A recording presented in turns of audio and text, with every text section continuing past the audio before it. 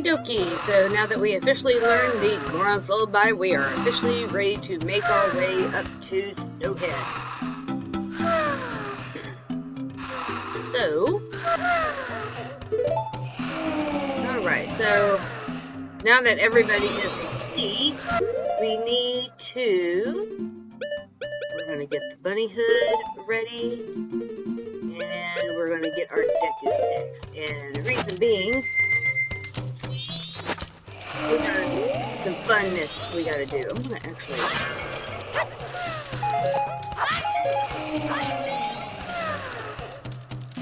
Okay, so we're gonna light our Deku stick and we're gonna make our way out this way.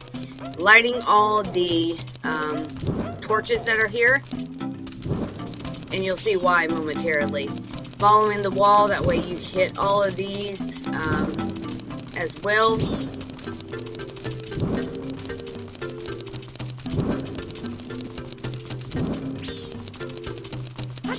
And then we got 3 down here.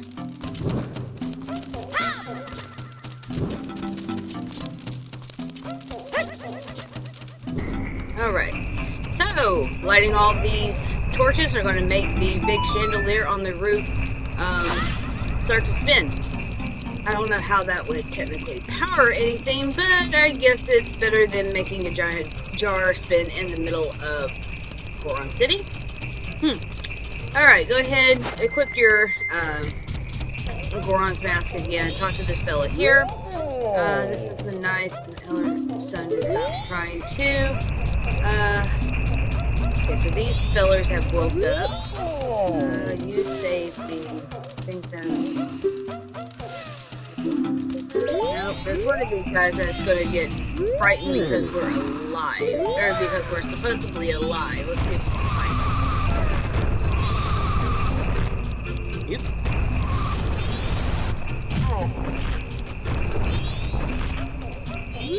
Alright, oh, the chandelier, this is how it works. I had no idea. Nope, not you. You? What? The crying stopped, but there's still something wrong with my eyes. He's supposed to be dead, yet I see Dorpamani standing right before my own eyes. So apparently this guy has hid food up in the chandelier. I mean, I would think that hiding food up in the chandelier would cause it to burn to a crisp. Anywho, I guess it doesn't. Alright, so make your way up to the top here. What we're going to do is we're going to actually use our Goron spiky move to bust the chandelier. So, get a good start, and with the jar that you're aiming for, unlike that, you want to aim for it where it's towards the back of the room, so by the time you actually get to the front, it will be there. So let's see if I can show you exactly what I'm referring to.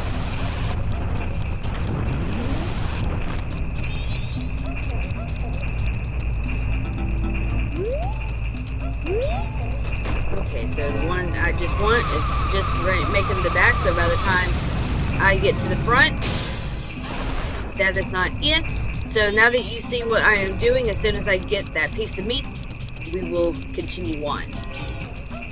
Alright, so once you get the correct one, you'll see the cinematic where this piece of sirloin will fall down. So go ahead and make your way back to Mountain Village. If you remember that Goron that was at the beginning, when we first entered in Mountain Village, you'll see him kind of freezing there. So he is actually looking for something to eat before he dies. Sounds kind of brutal there, don't you think? So just bypass all the enemies. We don't really need to worry about them just because it serves no purpose to attack them.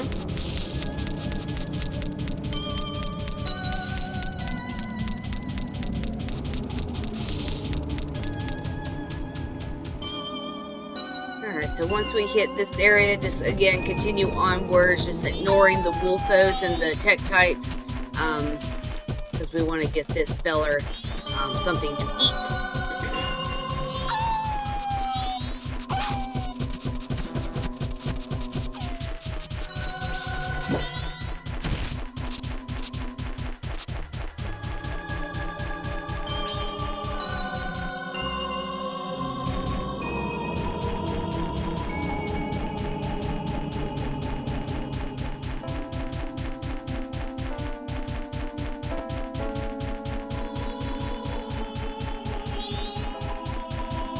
Whoops.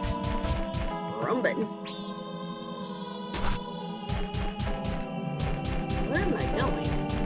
Besides getting lost and confused here. Okay, so I'm going to put this down. Let's speak to him real quick so you see exactly what's being said. Up here, up here. I am sorry to bother you from such a high pace, but I am very hungry and I have gotten stuck here. Well, why don't you just roll off?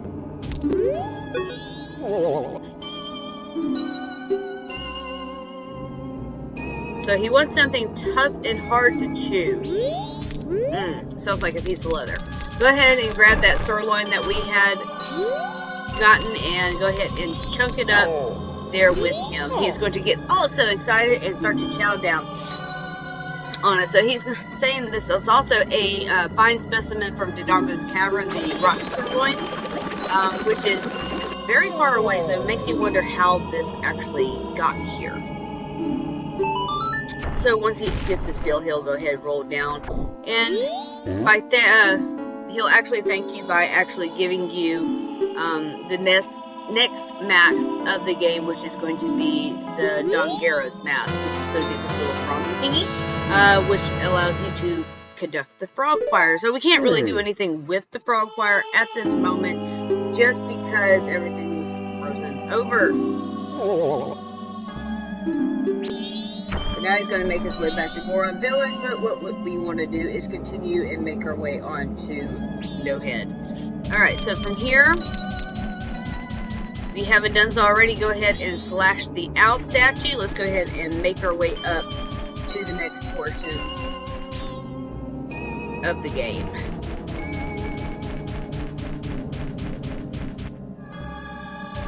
Alright, so this is going to be the road to Snowhead. So once you get here, just be careful. There is these new creatures called ice keys. They were in the previous game before. So what we're wanting to do is we need to roll across. Go ahead, get far back enough to where you can get across. And if you're not good with the Goron roll, I would suggest go ahead and walking across. I unfortunately have played this multiple times and are able to jump across no problem. Now granted, wouldn't have been the first time had I jumped across this and gotten smacked by a boulder and knocked into the oblivion. So out here there is a lone icicle thing. That's going to come into play later, so go ahead. Once you make it across, you can smash the boulders to get any upcoming goodies that you need, and make your way into the next area. Alright, so this is Snowhead. So up ahead is going to be the next temple of the game, and you see that there is a blizzard blowing ahead, but we can't really do anything with it at the moment. So go ahead, smack, or not, you can't smack it, apparently you have to slash it. So this gives us a nice little warp point for our next temple. So from here, I'm just going to go ahead and slash up some of the goodies just to get what we need. Now from here, let's go ahead and get our ocarina, and we're going to teleport back to Clocktown, because we have one more piece of heart piece that we're going to get before we actually officially trek our way onto Snowhead.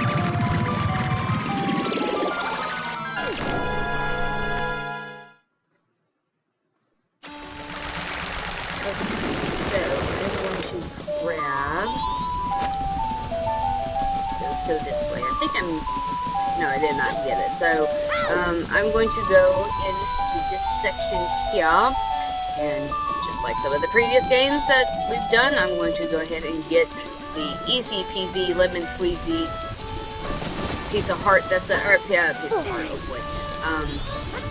Rupee that's over on this section behind the shooting gallery. Just because it's an easy set of rupees to get. Alright, so now that we are happy and oh so rich, we're going to come into this building right here that looks like a treasure chest, which is called the treasure chest shop.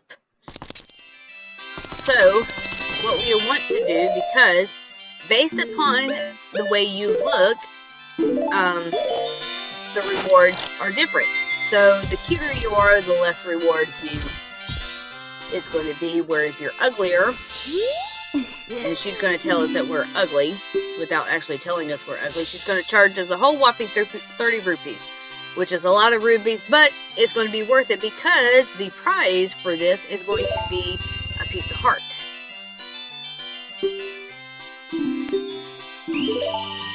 Alright, so from here, depending on where the chest is, if it's on the left-hand side, you want to enter the maze on the right-hand side, and so on and so forth. I wouldn't use the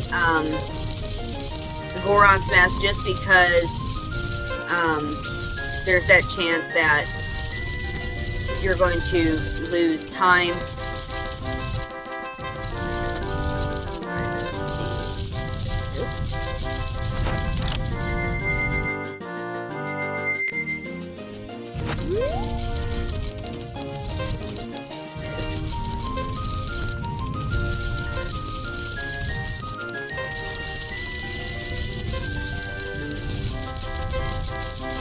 We're not going to have enough time.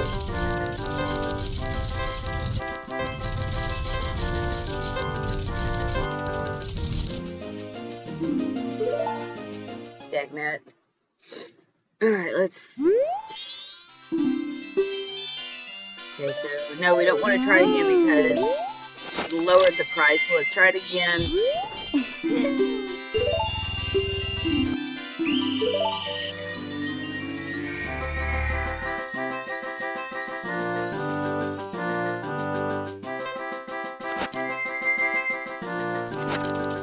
So let's enter in on this side and see where we go.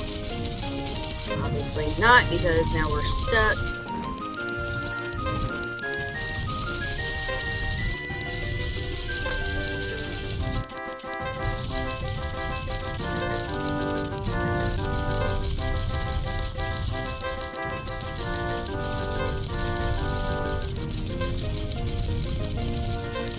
Alright, now that we made it, go ahead and open up your treasure chest and get your lovely heart piece. Woohoo! So this is enough to give us another whole heart container.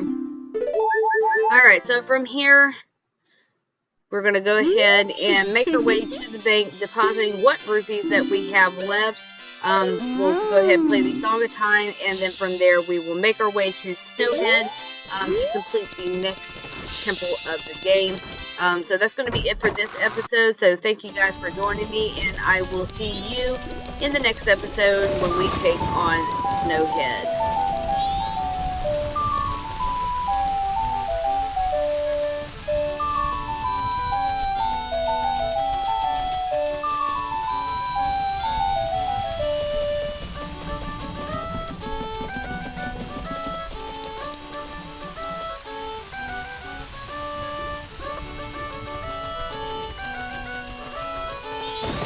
Woo!